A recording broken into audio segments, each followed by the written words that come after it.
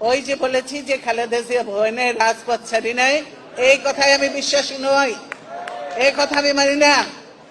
রাজপথে আমি কেন অনেককেই বলবো, আমার নেতাদেরও বলবো যে রাজপথে থাকার কথা থাকে নাই, রাজপথ ছাড়ি নাই বলে ভুল হবে, রাজপথ ছাড়ি নাই বলে ভুল হবে।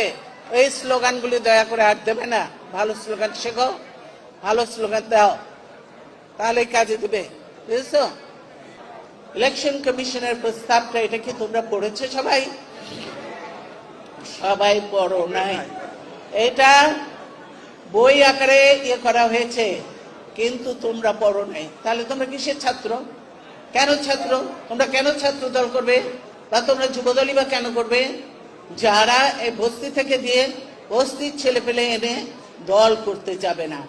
সংখ্যা আমি দেখতে চাই না, আমি দেখতে চাই ভালো ভালো মেরিট দেখতে চাই। আমি সেখানে যে যোগ্য উপযুক্ত ছেলে পেলে আছে কিনা, আমি সেটাই বলেছি।